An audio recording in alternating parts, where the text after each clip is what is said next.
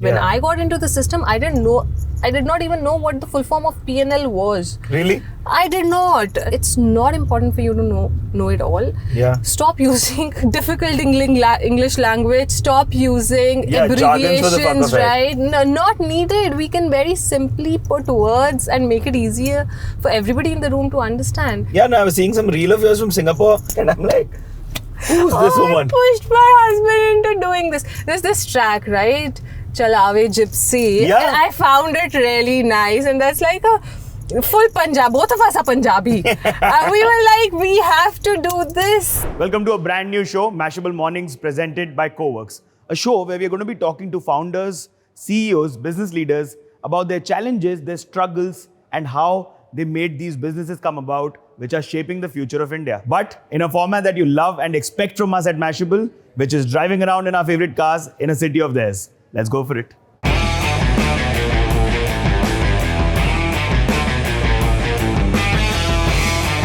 And today we are joined by one such personality, Ghazal Alagh, a corporate trainer turned artist turned entrepreneur who co-founded Mamaearth and did revenues of 300 crores in 2021. Now, that's the story that we'd want to hear. Let's go.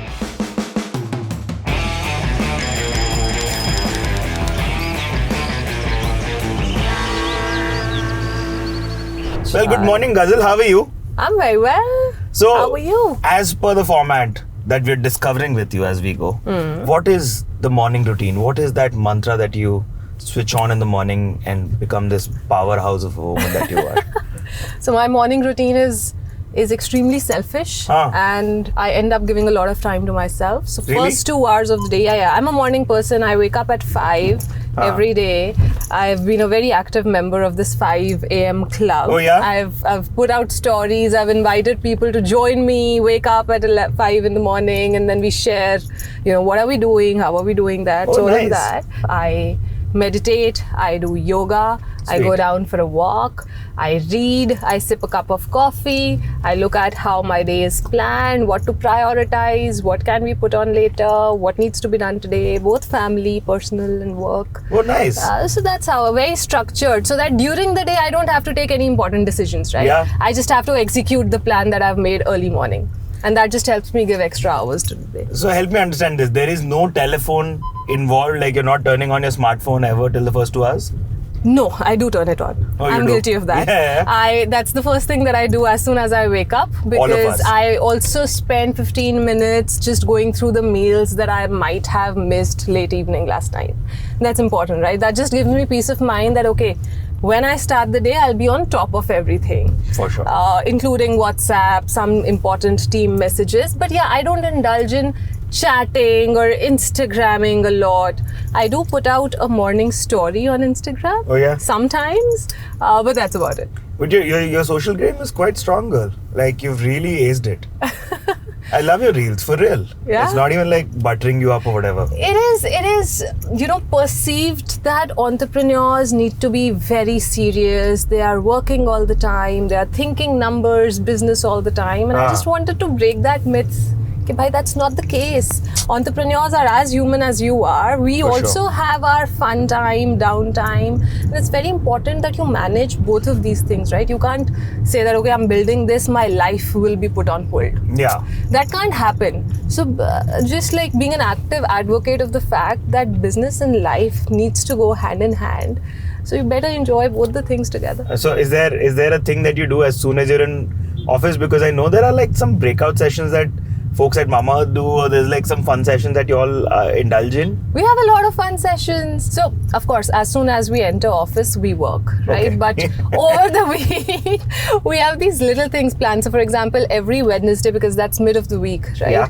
12:45, the entire office, no matter what they are doing, no matter what meetings they are in, they will just get up, get out into the main hall, and we all dance. Yeah. That's called the flash mob. Yes. We did that yesterday. It's a lot of fun. Like just a very quick 10 minute, there's a team who prepares a dance and everybody just follows their steps, and you like get energized after doing that. And it just boosts your happiness so much. So that's like a midweek energy boosting session. We have like wonderful Fridays where the entire team gets together just for a chit chat. So that's like a no business, no work chat. chat. Oh, wow. And Varun and I, both of us are there. Team members voluntarily can come up, have any conversations that they want to have. Ask you all questions? Yes. We have a coffee with the founders session. Oh, wow. Where Varun and I take out 1 hour. There are these people who tell that, they want to be a part of the conversation with us. At any point of time, just 10 people in the room. And again, like whatever, work, life, culture, anything that they're happy about, anything that they're sad about. Because when the organization grows, it becomes very difficult for you to stay connected with each and every team member. True. And this is just a few of those ways where we say, okay, we can't reach out to everybody, but hey, we are approachable. You guys can reach out to us at any point of time. And these are like, a couple of activities that we plan. No, I'm going to holler at my CEO if he's watching this. I'm sure he is. To take some hints, boss. But isn't this the evolution of the working space? We just got off a co-works. Yes. And I think this is what new age workspaces could look like, right? Absolutely. I mean, see, you spend almost half of your life working, and a lot of people spend more than half of their life working. 100%. It has to be a place that you love, you enjoy, you look forward to going. Yeah. And whatever it takes to build that. So tell me this, okay? So I have been reading up on you a lot, and I'm quite fascinated because, of course, I have to do my research, but there is this huge part of you which was a corporate trainer, madam. Yes. What does it entail to be one? Well, it did entail like a couple of years of experience and all of that, but my case was very different. All right. I was a student, right? And I just had this strong urge of being financially independent, being able to earn my own pocket money so that I can go out with friends, I can put my own fuel at the time that I want into my vehicle because I don't have to explain, okay, where did all of this fuel go, etc. Right? And, which is very normal in any middle class family. Your parents ask you, okay, itna kharcha kahan kiya? Where did you spend all of this money, right? I was like, no, I want to have that freedom. And I think I just got so mad behind figuring it out that I was studying. I was in my second year of graduation. I just went, I gave interviews, and I was a tall girl, right? Yeah. I just wore my mom's suit and I went, I gave the interview. Nobody actually doubted me. And in the interview, you were just supposed to have a conversation. You were not supposed to present your papers. That was the third step. Oh yeah, okay. So I went, I had a conversation. They were checking on a few things. I was able to answer that, and they said, okay, we'll look forward to having you train the employees of Infosys in the coming months. Oh, kudos to I was that. like, very nice, okay. And then the next step was, okay, I need to admit something, I'm a student. So essentially, where does the entrepreneurship keeda bite you? See, entrepreneurship has been in my family, right? From my father, my great-grandfather, everybody has been always into business. But their business was very different. It was largely retail and having multiple shops, and the core of business, which is profit, loss, when does money come home, when does all the struggle come home and tensions come home, and how do you hustle and how do you manage. I have seen all of this while growing up. My father has done it day in, day out. He used to work 7 days a week for the whole year. Oh, the damn. only off that he used to have was this one Vishkarma day in the whole year. Otherwise, Diwali also, the shop used to be open for half a day. Yeah. So I've seen that while growing up, and I think that somewhere went inside my blood as well, right? Because you knew that this is what it takes. And so like the work ethic, understanding, discipline. Yes, the fact that the business is only sensible when it makes profit, because profit ka hi percentage comes back home. Yeah. If there's no profit, then only thing that comes home is struggle on how to make it work, how to make ends meet. And I've seen both the sides, right? One where we were like really well off, upper middle class, to one time where the business was struggling and we had to like work really hard to make ends meet. So I think some of the value system came in from there. But other than that, so my vision for myself was always to be successful. Like I always envisioned myself to be this confident woman, confident tall woman, because tall to main hamesha se thi. Confidence, I was always trying to exude confidence. Yes, I was. And walking inside an office, and I never thought I would be an entrepreneur. It could be an entrepreneur, it could have been a CXO role in some organization. Yeah. Eventually I ended up becoming an artist. I've been all over the place, right?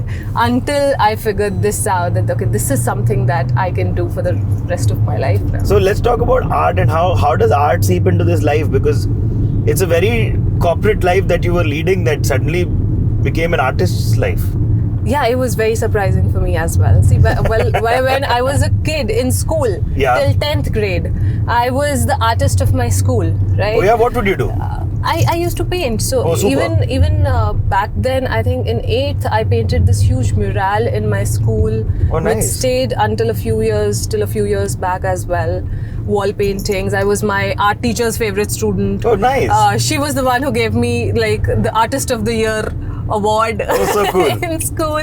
But after that, because I was also good in studies, the regular drill, like you have to take maths and science, you have to do engineering, and then you do a job. 100%. And I got into that vicious circle, and art just got left behind. But when I got married to Varun and we moved to Manila because his job needed him to go there, is when I left my corporate job, and I had about 3 months to figure what I wanted to do next. And during that time is when I picked up painting again, because I had a lot of time. I had to do something, and I said that okay, I don't know how it started. It was just looking at at some TV serial where this woman was painting, and I was like, I used to like painting, and let me pick this up again. I can't believe this. Like you just said, it was literally like that, right? And I did not even apply to art colleges. So Varun saw me painting, and he was surprised. He said, I didn't know this side of you. And he ended up sending my works to a lot of schools in New York. Oh wow. And I got a reward from New York Academy. He got a reward from New York Academy of Arts that my work has been selected and they want me to go there on a scholarship. And that's when he told me that, okay, I'd sent your works, we've got a call, now do you want to go? I was like, this is something that I've always wanted to do for my entire life, which is get trained professionally, and that's how I ended up going to New York. I spent about 8 months there, studied in New York Academy of Arts. Nice. One of my works that I created there itself got selected to be exhibited in their gallery. Oh, yeah? It's still up there. Oh really? Yes, it's been now over 8 years. It's still there. So then you become a mother and you have the seed of Mamaearth come about. Yes. What was the story there? And I know it's a popular story, folks would have heard it, but I want to hear it. There was again something that we had not planned for. I was an artist. I was like, I figured my life out. I can do this for the rest of my existence, and I'm sorted. And Varun, this is in Manila only still? No. No. This is now, we were back in Bombay. Oh yeah? Varun was working back in Delhi again. We from New York, we came back to Bombay. Varun was working with Diageo. I had a couple of startups that I started, which eventually failed. So, oh yes? Yeah. What are these? What were these? I've never heard about. What were you doing? So when I came back from New York and I was painting, right? At the same time, I started this online art school, which was called Being Artsy. Oh yeah? And I loved, because I had trained people, I loved, giving what I know out. I said that, okay, for kids, because in India we don't have kids getting trained on some of the professional styles of artists. Now that I know about that and I'm trained, I want to give it out. And I wanted to teach young kids, right? So there were workshops, like there was a Picasso workshop where I was teaching them how Picasso paints, what does he think, and how do you... Almost like an art appreciation course also. Yes. So started that, but eventually could not scale.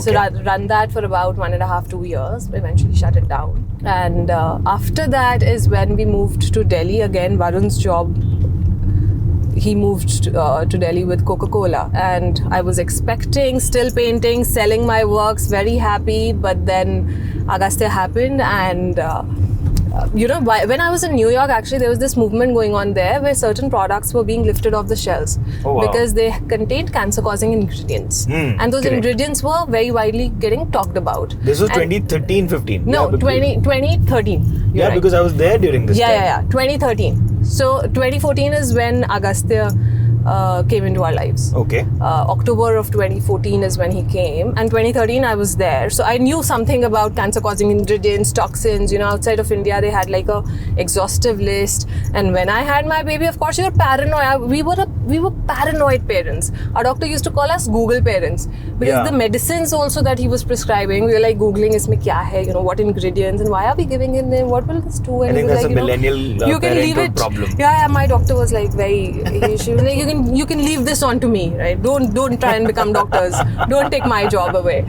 And similarly, even on personal care, we were being very actively checking what's there, what's not there, and then we figured out that the ingredients that we actually wanted to avoid were all present in the products, at least in the Indian products. Yeah. And paranoid parents, how can you bring anything which is even related to the word cancer close to your baby? So we were like very sure that this is not happening. Started ordering products from outside of India, hoarded them, like bullied my relatives into helping me figure this out, that the poor guys were there tracking orders, this got delivered, this did not go, we don't know where it is, now what do we do?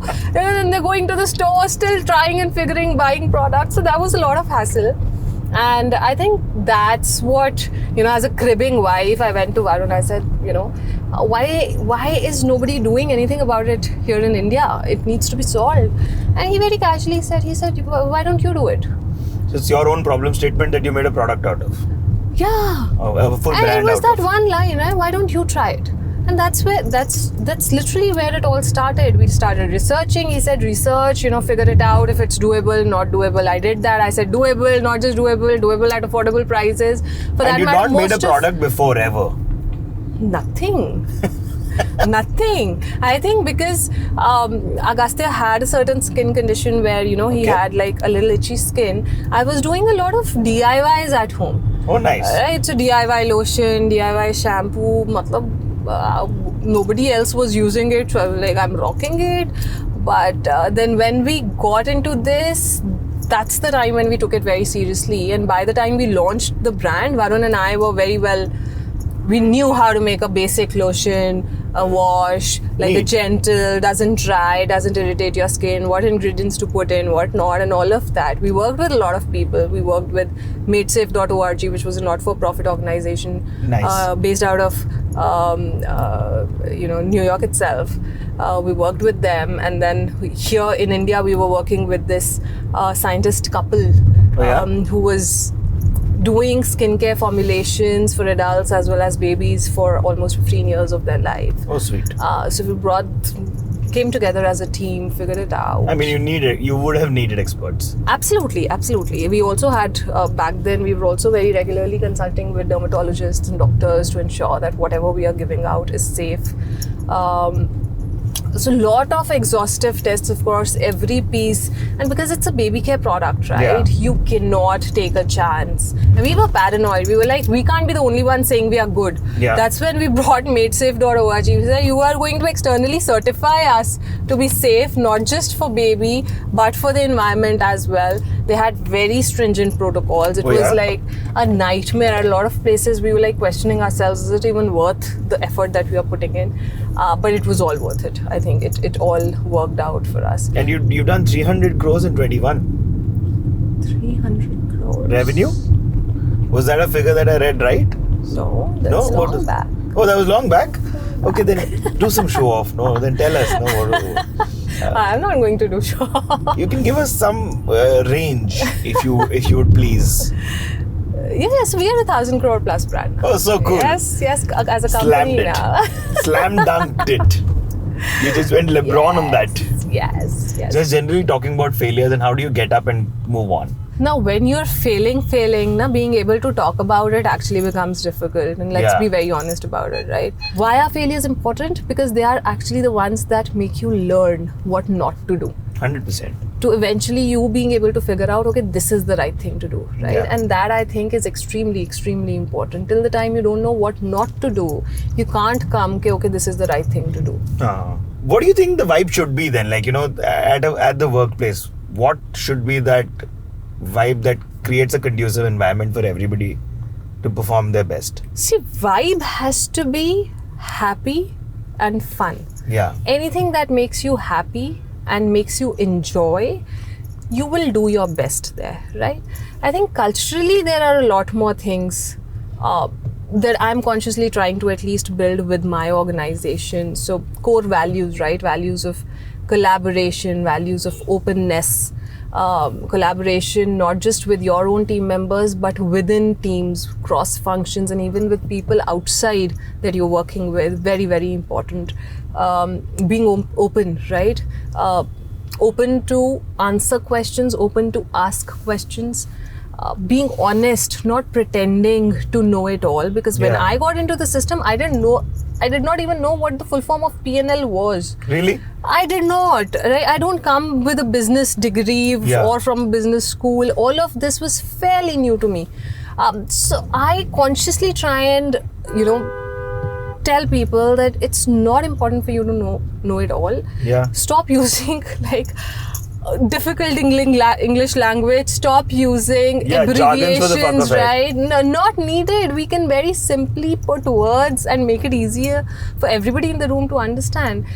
So I think that is culturally what I'm trying to build with my organization. Then being frugal, because we come from a middle class family. Every penny that we spend is very, very important for us, and I think that's the only reason. So we've been profitable since the last 2 years, right? Yeah. One of the few unicorns who are profitable. 100%. But that comes because the core DNA was frugality. Yeah. So being very conscious on where you're spending, is that necessary? And doing that daily. Because otherwise you can end up skipping a lot of things which might not be required, or might be doing a lot of things which are not required. Correct. So, any advice for young entrepreneurs or people just starting off? People just starting off, absolutely yes. Please don't let any bias stop you from believing that you can do what you really want to do. I think that's very important. For the longest period of time, I thought, I have to have the right degree, the right education to be able to do this. If I don't have this, how will I be able to crack? For example, just starting the brand up, the biggest inhibition I had was that I don't have category understanding. I've not been into FMCG. I don't have a business degree. Why would people take me seriously? And there are stalwarts like HUL in the world already in existence. Absolutely. My husband is an ex-HUL. Yeah. So imagine if I would have stopped myself from starting, Mamaearth might not be at all there, right? So I think it's very important to believe in what you want to do. And my favorite word, is figure outable. I learned it very early on in my life, that especially when I started training, right? Yeah.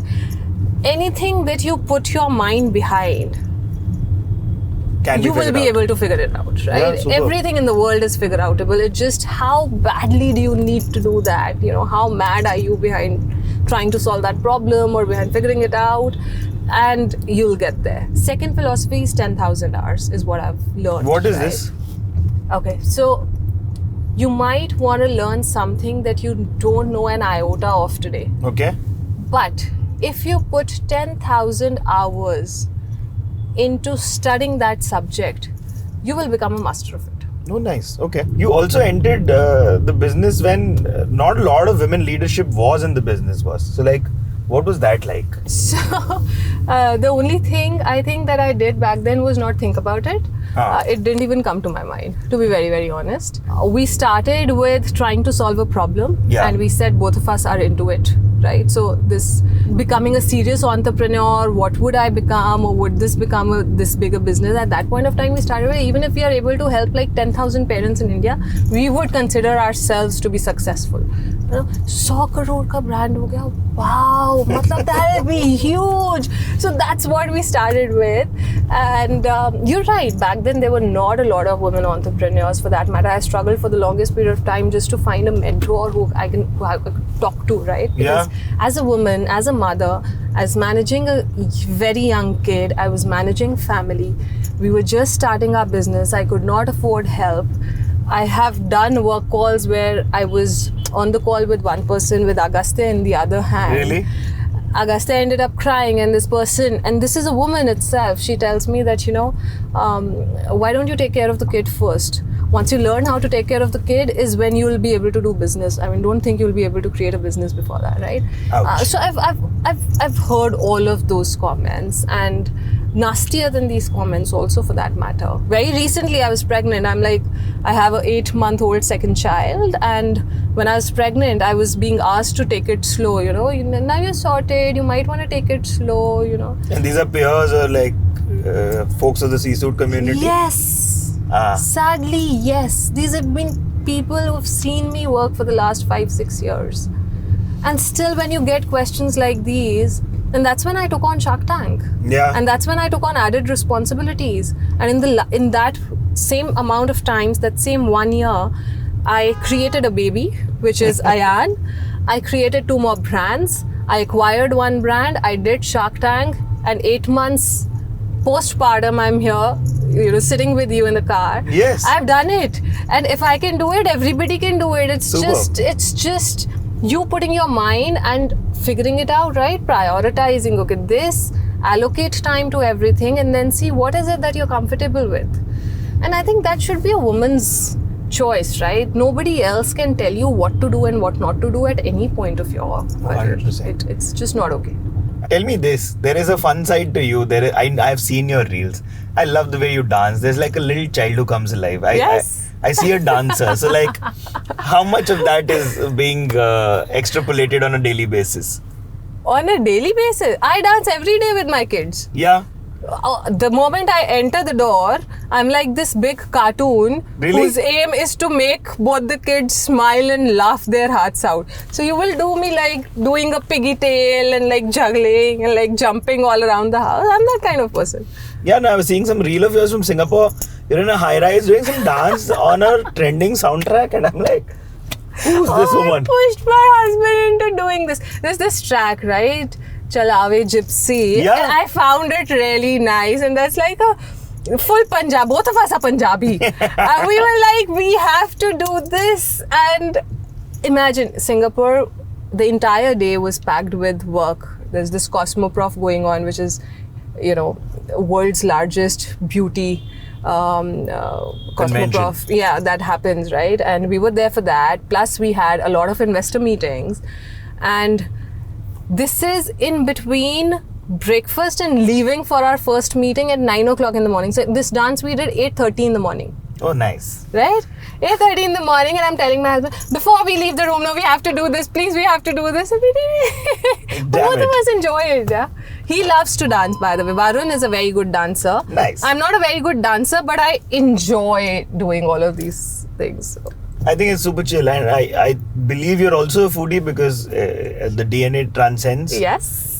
So, Punjabi ho ke foodie nahi hue to fir thodi so like, any recommendations? What are your favorite go-to places in Gurgaon? In Gurgaon, okay. So my favorite place is Komarin in One Horizon Center. Oh, super.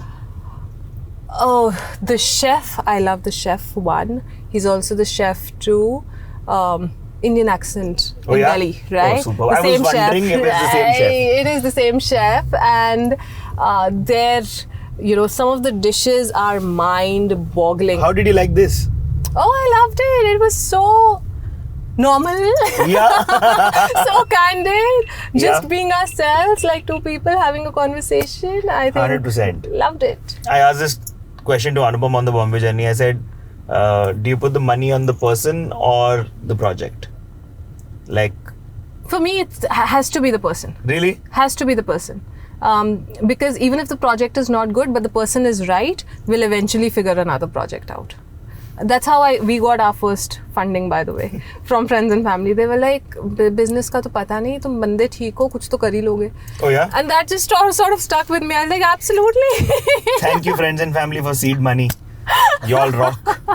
And then comes, what do you do when somebody's messed up? Like, what is the immediate go-to? Do you reprimand, or do you say something that works? I don't know. So, I'm very calm that ways.